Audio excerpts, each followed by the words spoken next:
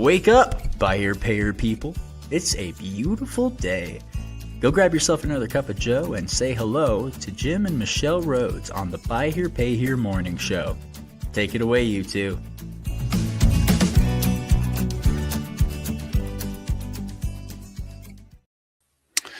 Hey friends, good morning. Happy Friday. Welcome to another episode of the Buy Here Pay Here morning show. Glad to have you here. Michelle is on the board here with me in the room. So if I need to pass along any messages, I can do that. She's just not being on screen. Most of you have heard me say that we have kind of shifted a little bit in the way we're doing some of our podcasting. And because Michelle is shifting into some new work of her own, then it's just kind of changing the way that we handle this particular podcast. And we'll be talking to some others about potentially co-hosting with us as we move forward. But today is going to be kind of interesting. We've got a big subject around delinquency. But before we move into that, I'm going to kind of hijack my own topic a little bit. I've got something on the front end of this that, is on my mind this morning, as there've been some new announcements in our industry that are, very favorable developments. And it just, because I have sort of unique position in the industry, I think it's important to kind of take a pause and talk about kind of where we're at with some things, and especially as it relates to my own work with data over the years, and our recent work in the last 2 years with V8 dealer groups, and how we've managed data and what we've learned from pulling data together. So I wanted to share that there was an announcement, and I think for today I'm gonna not talk about names and people, even companies, just because it's really a much larger conversation than that. And I think today's the opportunity for me to really break down some things about where we are here in early 2026. And in order for this to mean anything to dealers out there, and really folks across our industry, it may help to back up. And I've told a story about my own career path in the past, but I'm going to back up to 2000 when I started doing consulting. I quit being a buy here, pay here manager and started consulting and coaching with a company that was a DMS software company. Keep in mind, in 2000, they're in the process of switching from a DOS-based system to a Windows-based system. And so they were primarily a software company. I went to work in the consulting division, but we worked very closely with the software people back in those days. So much of what I'll talk about here, really spans, those 25 plus years now of being around the software side of this business and the data management. And I think it's important that we just think about where we're at in terms of data and the kind of the opportunities that exist, the challenges that remain in terms of, what we have in terms of data management. And so, the big announcement this morning was there's a provider in our space who has created a sort of we'll call it a digital composite solution. And that's very exciting. And I have no reason to do anything but cheer for their success in that rollout. That is a really big development for the industry, and potentially a very positive one. And I think it just caused me to start thinking about, kind of, especially in light of what we've kind of wrestled with in the last 2 years. And listen, it's nothing new. 20 groups have been around for decades. And, Brent Carmichael over at NIADA has been wrestling with this thing for, I think he was 17 years or something with NCM and all of that, really, with the buy here, pay here side. So this is not a new thing. It's just one of the challenges that we have around data in our industry is just the way that it is processed and managed. And, what we see in our sector is that, what's happening now in this kind of new software rollout is that the provider has created some API connections that allow the provider to pull data in directly from DMS systems, which is wonderful. That's a really a nice positive development. And so now dealers are going to have the opportunity in the coming months to be able to have their own data measured against other dealers' in the industry. And so that's great. The more data you can get in that pool, the better. I think what I want to speak to this morning is that one of the challenges that remains, and I'm open to continuing to play a role. White Hat Way is certainly going to continue to be champions for dealers and better information, and wherever we can help to solve some of these problems in the industry. I think one of the things we see is an API connection is good. It allows, it takes out the human element, which is going to reduce a lot of errors. We know from working with dealers, and as a former dealer myself, dealers are busy. So, you're going to have trouble getting them to submit. We've certainly had to run down dealers. And again, 20 Group's been doing it forever, is running down dealers to pull in the information that is needed to have a good composite and a good meeting. But one of the things that's really on my mind this morning is the inconsistency of the data that comes across. And so even if we have DMS data, one of the things we run into is just the way dealers manage that information and the way that they process various steps in the thing. I'll give you a couple of quick examples. We have seen what one dealer reports as an acquired cost of a car. Okay, so forget the total reconditioned cost, but just what they paid to acquire the cost. Some dealers would have in that number, they may include in that cost before they go to the computer and put in, they paid $6,300 for the car as an example. Some may have in that number their transportation costs and their buy fees at the auction. Some may include in that the cost of their warranty. And I've seen warranties, they're often in the range of $600 or something for a 12-month or whatever. But I've seen as high as $1,500 that dealers are remitting to the reinsurance company on a 24-month warranty. Well, some dealers will put that in their cost of the car. And if they don't put in their cost, they may put it in the reconditioning side.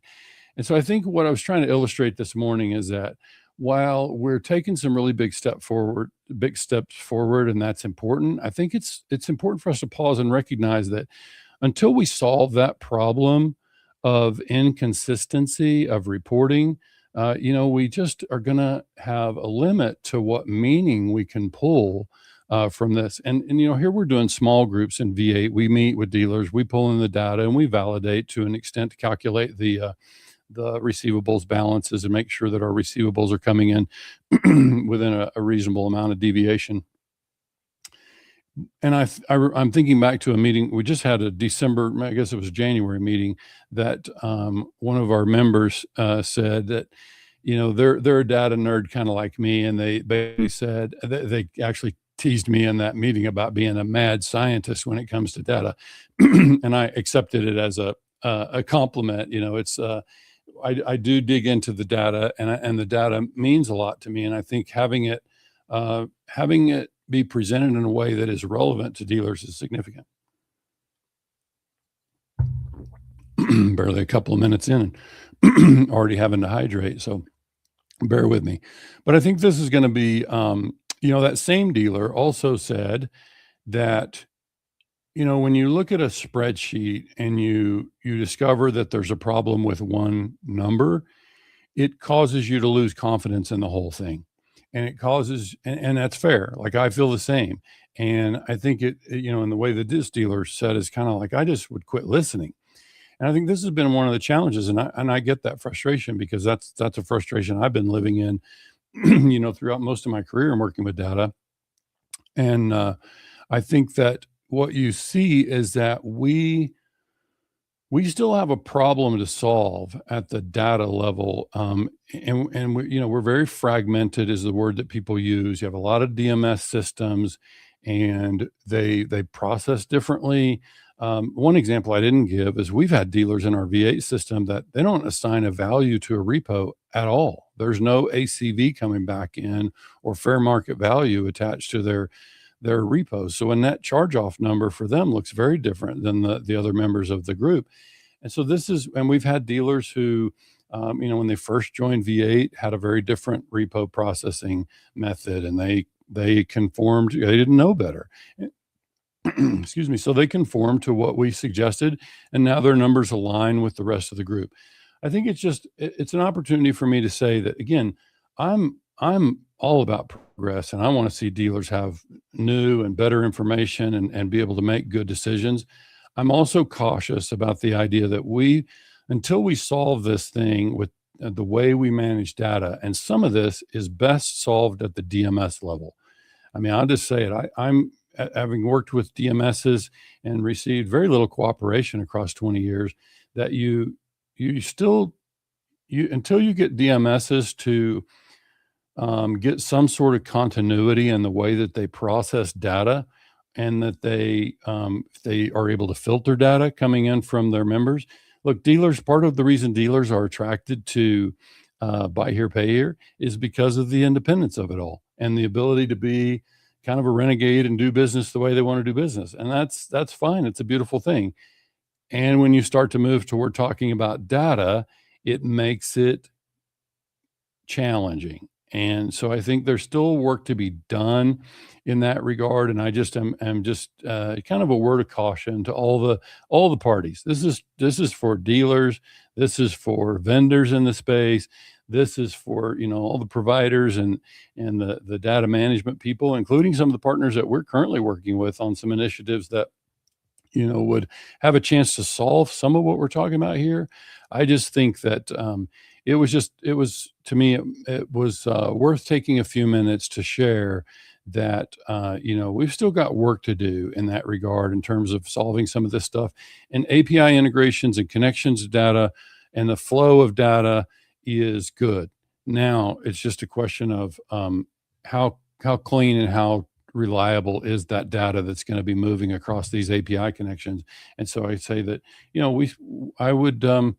I would say let's work together to continue to figure that out, and let's make sure that we can help dealers get better, more reliable information so they can make better decisions. Which takes me into our conversation about delinquency. We're coming off of years in 2024 and 25 when everybody knows repo rates have been higher. Charge-off rates have been higher. We've measured all kinds of those numbers. We've brought those conversations to the podcast before, and I think this is a time to really stop and think about delinquency and what it really means for us now.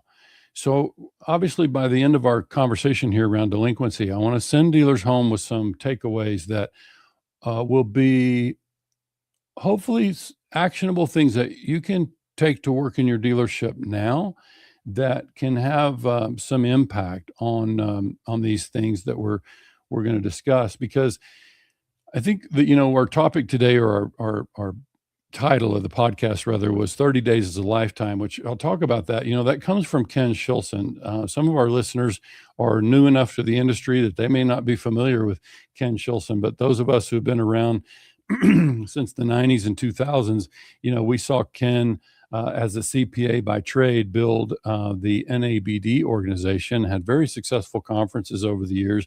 And I would say Ken did as much for standardizing this industry as anybody. And he worked very closely, obviously, as a CPA. He worked a lot on the financial side, and a lot of his work was with lenders and kind of high volume dealers, we'll say. And there was a lot that was learned in that period. One of the things that Ken used to talk about was this 30 days is a lifetime thing. And I'm going to back up. I want to go, my first kind of point of reference here would be kind of a one-day delinquency. When I got in the buy here, pay here business, one of the things that you learn is that others in other industries, if you go out there and read articles about other financing, auto financing, sometimes even in what people would call a subprime sector, the measuring stick is 30-day delinquency. And while 20 groups may measure 30-day delinquency, that number's pretty low across our industry. That dealers don't have a high percentage of customers that are past due for 30 days. Now, for today, I'm not going to dig into recency. So for our listeners, recency would just be irrespective of how far the past due the customer may be, how long has it been since they paid. So they might be 30 days past due, but they made a payment 10 days ago. So dealers will sometimes refer to their recency as a better indicator of just exactly how the portfolio is in fact producing.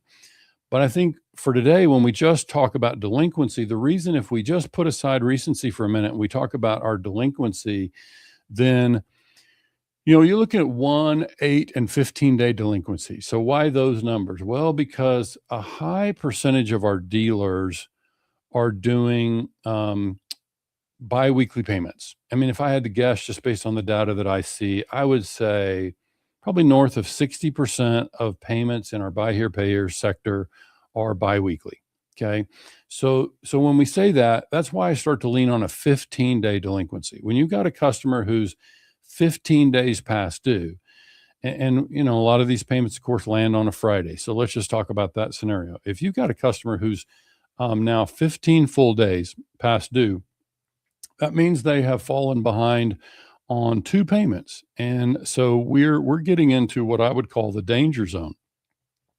And so this is why, Shilson talked about this 30 days is a lifetime, because in our line of work, if you let a customer get to be 30 days past due, you're getting into the place where it's going to be very difficult for the customer to catch up.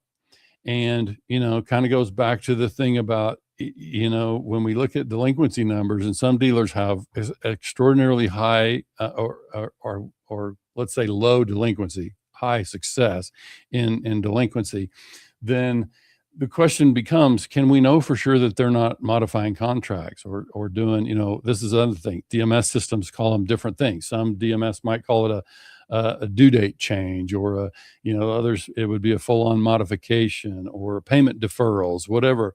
It's like delinquency can be manipulated, friends. And so it depends on software, it depends on policies. And so delinquency can be manipulated. And so I think this is why, we've talked about over the years that delinquency doesn't tell the whole story. Our V8 members hear us talk about, there's reason that in portfolio performance, we must look at 5 to 10 different numbers regularly on portfolio performance. Why? Because no one data point really tells the whole story about what's going on. But when you combine all of them and get a sense of kind of what's happening in the math, then it gives you a better sense of what's really going on. Because at the end of the day, delinquency matters to dealers. I talk to a lot of dealers who that's their go-to number for one of the first things they want to look at, when they hit the dealership in the morning is their delinquency number. And I get that. It also matters with lenders. If you got a lender in the picture with a traditional line of credit, they're going to be interested in delinquency. They're going to be monitoring delinquency, and they're typically going to regulate the number of due date deferrals. Like when I say regulate, by covenant, they would stipulate that you're only allowed to do a certain number of modifications, a certain number of due date changes, et cetera. Why? Because when you manipulate that, otherwise you're delaying cash flow. Okay. And we're showing a good delinquency number, but we're kind of kidding ourselves because the customer didn't really make the payment. And so when we talk about delinquency, I think, I would ask that let's talk about true delinquency. Let's talk about if we don't modify payments and the customer is really contractually behind, then what does that look like for us? What does that mean for us? So in my belief, if 30 days is a lifetime, then that just means the customer has fallen so far behind that they they're going to have difficulty catching up. And I would say that's even more true now than it was a few years ago. Let me show you a quick graph let's look at insurance first. So here's a chart of how much insurance has changed. This is an annual insurance premium price. So it was about $1,500 back in 2018. It's now above $2,500, which translates into about $90 per month for your customer across 10 years. So just one number, but that's a number. And by the way, I don't have the data here today, but our car payments in Buy Here, Pay Here have come up across the COVID period. So now we see that the insurance has come up. The car payment we know has come up. Let's look at groceries. Okay, so I should have taken this one back to 2018 as well, but I started in 2020. And you can see that there was a huge jump. The reason 2020 shows zeros, this is all built as a reference, a percentage increase versus 2020. And you can see that 2022 was the big jump. Most of us felt that at the grocery store. We saw, heck, everything from tomatoes to all of it, just the prices went up dramatically. And they haven't recovered, because what this bar shows is that that's continual increase since the big spike in 2022. Grocery prices have continued to come up. So what I'm generally making the case for here is that our customer in the buy here, pay here segment is feeling a crunch. And when we don't react to it and respond to it and provide solutions and have ways to work through that stuff, our customer is going to give up. Our customer is going to fall behind. They're going to get frustrated, and they're going to throw their hands up. Because why? I have said since my earliest days of coaching, and I still believe this is true, and I believe it'll be true 10 and 20 years from now. Our customer is a survivor, as others have said. And the part that I would add is that when push comes to shove, they're going to make sure they feed their family. They're going to make sure they keep a roof over their head. And a car is very essential, we understand, but I would say it comes third. And so we just established that groceries, feeding the family, that number is way up. They can't drive the car without insurance. I mean, they can, but you won't let them do that for very long. So this is the point that I would say that, we got to look at all these things. And when we look at delinquency, we got to ask ourselves, what is the story that is being told? I mean, what can we conclude? How can we solve it? So we're going to get to the parts that are more actionable about what can be done. How can I move that needle? Let's talk for a minute about how these higher delinquencies hurt us as dealers. Well, first of all, we have manpower involved. When the delinquency list is longer, it takes more people. Obviously, AI is coming on the scene. A lot of people are going to be working to use AI and incorporate that, and maybe that'll solve some of that. But we definitely have higher labor time involved. Hard thing to measure. It's a soft cost. It's real, but it's hard for us to measure because, we're paying somebody for 45 hours a week, and we don't know how many of those hours are spent working past due accounts. We don't have good math on that, right? The next part would be the actual loss, because I would say that these numbers, this 8 and 15-day delinquency, those are indicators of tomorrow's charge-offs. When you see that number coming up, if we don't have solutions, if we don't have ways to get in there and help the customer right the ship, so to speak, then those will become tomorrow's charge-offs. And so this is why it becomes important that we find ways to do that. And then the last one that, again, is hard to measure is morale. When we have customers that are past due all the time, and we're having to work a past due list all the time, it becomes very frustrating for collectors. You don't need me to tell you that. And we lose collectors. There's a lot of turnover in our collection departments already. And now when delinquencies are high and costs are high for the customer, then it becomes very difficult, the job of collecting and getting a customer to make that payment. And so you might hear me saying that and saying, gosh, Jim, you make it sound like it's over for us. No, I'm saying we got to have solutions. It's not unexpected that we would have high delinquencies in this time. Cost of cars have come up, payments have come up with that. And there's also just quickly, if I think about one thing that I think we talked about in the podcast a few weeks ago, is kind of this light at the end of the tunnel equation, which nobody's got good math on that. But I think anybody who's worked in a buy here, pay here store, cashier, collector, dealer, when you have a customer who can see the light at the end of the tunnel, they can say, oh, I make their payment, and they say, oh, that took my balance under $3,000. That's great. I hope to have that thing paid off next year, right?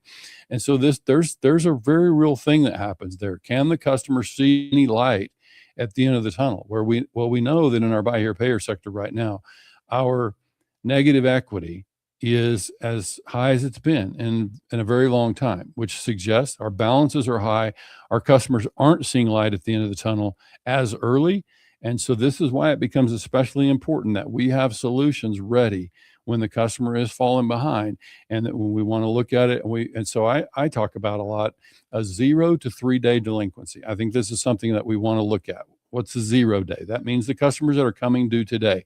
When we can work our list on a due today basis to up to 3 days late. Why 3? Well, if again, customers are coming due on Friday, then Saturday's 1 day, Sunday is 2 days, Monday is day 3. Well, at high grocery prices, if that customer didn't make the payment on Friday and they hit the grocery store on Saturday or Sunday, your ability to collect that full payment on Monday is much lower. And so this is why, Ken Shilson talked about 30 days being a lifetime. In our world right now, we almost need to think about 3 days as being a lifetime. We need to accelerate. I'm always helping dealers work to shorten that cycle. Do what you can to get in contact with the customer. It should be full court press on 1 to 3 days late to talk to that customer, really 0 to 3 days late. And why 0 matters is because the customer, we know what happens when the customer falls behind. What happens? They get afraid. What happens past that? They eventually start ghosting us and not talking to us. And now suddenly we've got a repo and we don't know why. We don't know why the customer quit talking to us. But I would say that when we can talk to them in the 1 to 3 day range, the customer is less likely to be afraid. They're less likely to ignore the calls, and they're going to be available to talk to us. And now we can kick in as problem solvers, which is what I've always believed. Collectors should be on our team as part of the skills that they would bring would be creative problem solvers. But for us to solve a problem, we have to know what the problem is, which means we have to talk to the customer. So this is about just making sure that we really accelerate the timetable, make a push to talk to the customer early. And, the other thing I would say in that is it's not just reaching them, it's the tone. I'll say it again. It's the tone that we bring when we pick up the phone and talk to the customer at 1 day, at due today, on Monday. Are we applying a lot of pressure? Because they've got other pressures. And if we're going to add to that pressure and we're not going to bring solutions, and our solution is just to demand the payment, then I think we can expect a lot more repos and charge off. And so this is the part that I think we want to work through and continue to try to solve that. I would also say that, when it comes to capital, dealers are still, there's no indication that cost of car is going to go back to where we were pre-COVID. So this just means the demand for capital is going to be there, and the access to capital has reduced. There are fewer providers today in 2026 than there were just a few years ago. And what that means is that we have to be prepared in the buy here, pay here space to make sure that our operations are tight and that we make sense for a would-be lender. And so this is another reason that delinquency is going to matter. Recency is going to matter. All these different portfolio performance indicators are going to be significant. Thinking past delinquency for a minute, I've worked with dealers who run very high collection efficiency, but consistently run high delinquency as well. Well, how can that be, Jim? Well, if you're running high delinquency, but you're consistent about it, you have the same kind of customers that are running past due, or you're working with people and you allow them to become 10, 14, 20 days late, but you're working with them and you put them on a payment arrangement and they catch up, then you would have high delinquency, but you're getting the money in the bank and you're not losing that account. So when we talk about collection efficiency, we're measuring how much money did the portfolio generate relative to what it was supposed to generate based on the number of accounts we have in the portfolio. Okay. It's a little more complex than that, but for this morning, I would say that. So if I'm a lender, I want to know that the cash flow is there to support repayment of the loan that I would be making to the dealer, which means we got to go beyond delinquency. We got to know how we're actually yielding in the portfolio, and what is the kind of the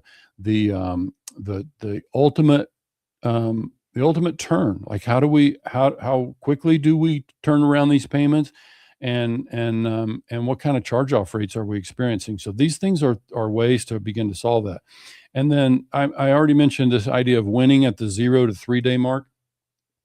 If there were one takeaway I could offer you today, I would say for you to experience less charge-offs in March and in April, it's going to be this part right here. Is we got to make sure that we have the personnel available. And if we have to bring people out of the shop, I would say there's no one job in your dealership that's more important than this right here.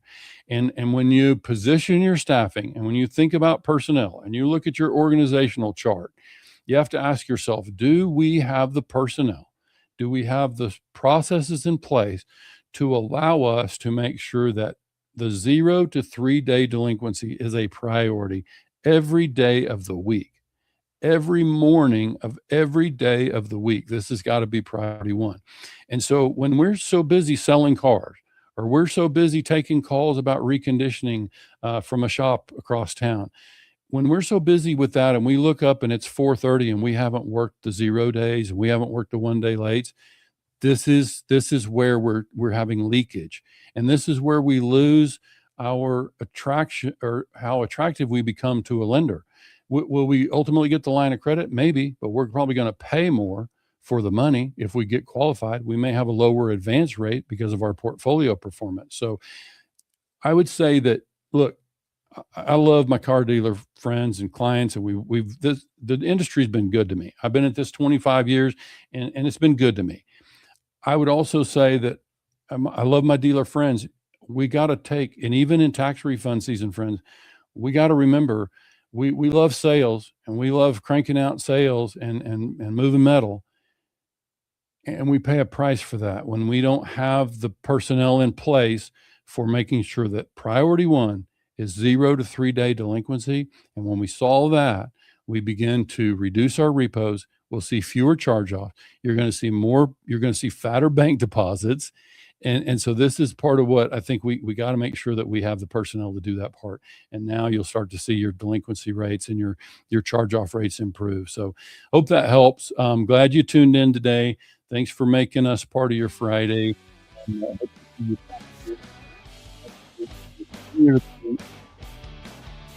Stay here, and we're going to continue to bring guests who can add to the conversation. Thanks again. Have a great weekend. We'll see you next week.